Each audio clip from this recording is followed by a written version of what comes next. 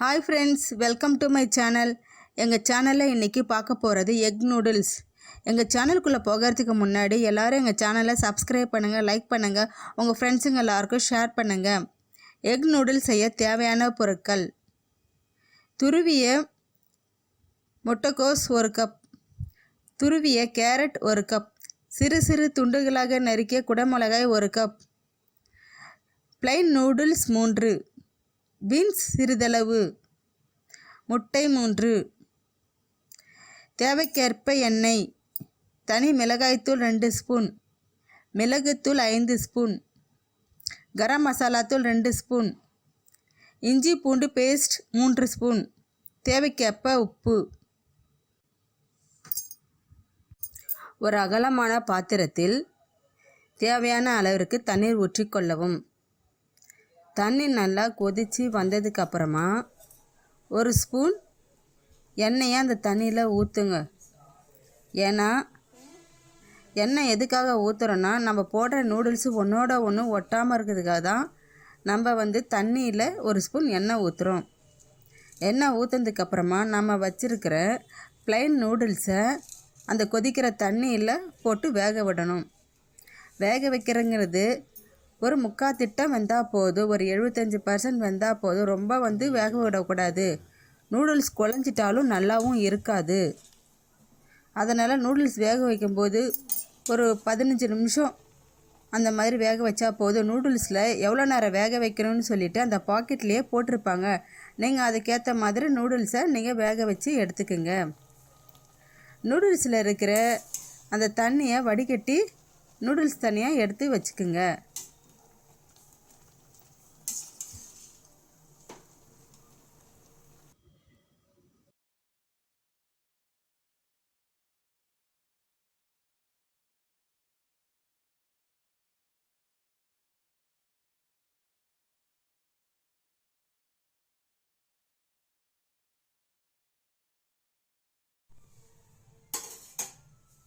நீ அந்த பாத்திரத்தை போட்டு வடிகட்டினதையும் காட்டணும்.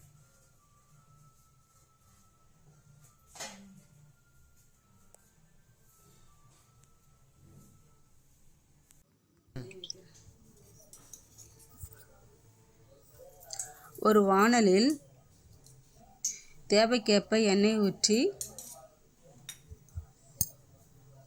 எண்ணெய் கொஞ்சம் சூடானதுக்கப்புறமா நம்ம வச்சுருக்கிற எக் நூடுல்ஸ்க்காக ஒரு முட்டையாக உடச்சி அந்த எண்ணெயில் போட்டு அந்த முட்டைகளை நல்லா கொஞ்சம் செவக்க வறுக்கணும். எக் நூடுல்ஸ்க்கு முட்டை தான் ரொம்ப முக்கியம். அதனால் முட்டை நாங்கள் 3 முட்டை சேர்த்துருக்குறோம். உங்களுக்கு தேவைக்கேற்ப நீங்கள் எத்தனை முட்டை வேணாலும் உங்கள் விருப்பத்துக்கு ஏற்ற மாதிரி சேர்த்துக்குங்க. முட்டையை நல்லா வறுத்து அதை ஒரு சின்ன கிண்ணத்தில் எடுத்து வச்சுக்குங்க.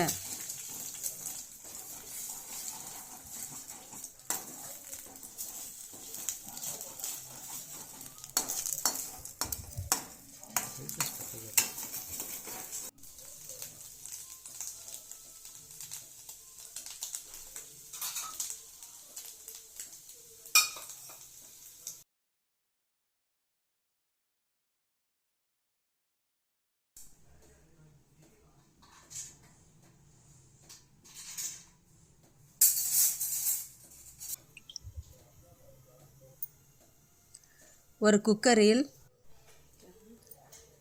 தேவையான அளவு எண்ணெய் ஊற்றி,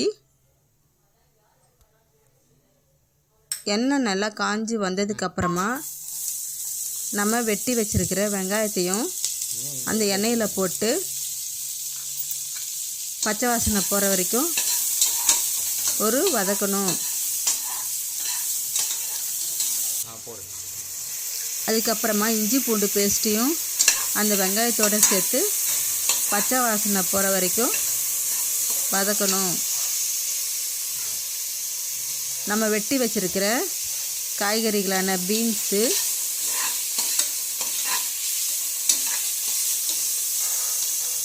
கேரட், குடைமிளகாய்,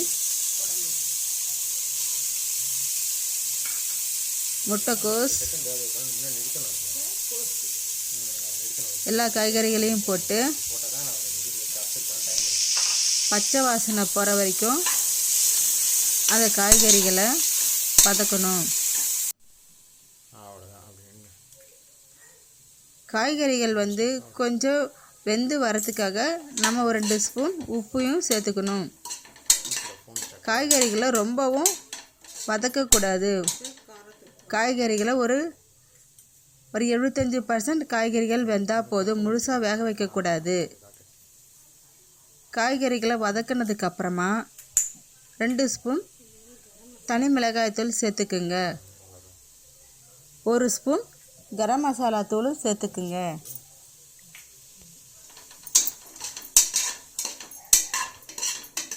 இந்த தூள்லாம் போட்டதுக்கப்புறமா காய்கறிகளை